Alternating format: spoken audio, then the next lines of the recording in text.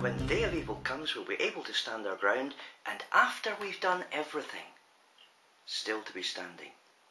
It's that phrase I want to focus on today. After we have done everything. The American preacher John MacArthur talks about how once he was in Fraserburgh in Scotland taking some meetings, and an old minister came up to him afterwards and said, "You're Jack MacArthur's son, aren't you?" And he said, "Yes." He said, "Well, your father came to Northern Ireland with a team of 2 other young men, and they led me to Christ. Tell me, how is your father still doing?" And John MacArthur was able to say, "Well, after all of these years, Jack is still preaching, he's still pastoring, he's still going on well." "And how about the other 2, said the old minister. "How about Chuck?" "Oh, well, Chuck wouldn't call himself a Christian anymore, actually. He went through a few changes of mind in his life." "Oh, that's sad. And Jack?" And MacArthur had to say, "Jack's dead now. He died just a couple of years ago. I'm sad to say he was an alcoholic."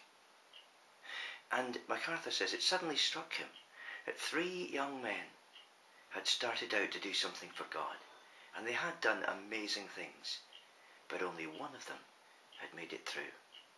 It's not how you start, it's how you finish.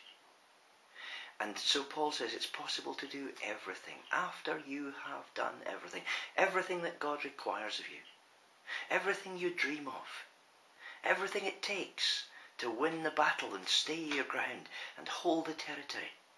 And yet, when the smoke clears, be found on the battlefield, having been pushed back and killed, simply because you haven't been able to stand. We've seen a few cases over the last few years of ministers in that situation. One of them, who almost broke my heart, I thought so much of him, was the leader of the National Association of Evangelicals in America. He was somebody who had an impeccable Christian CV.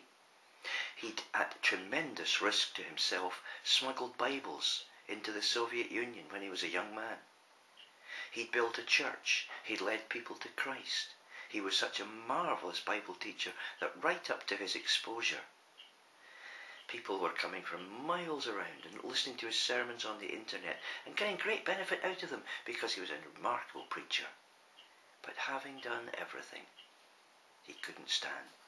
When the story came out, he'd done such horrendous, gross things. You could hardly believe a baby Christian would fall into those kinds of mistakes.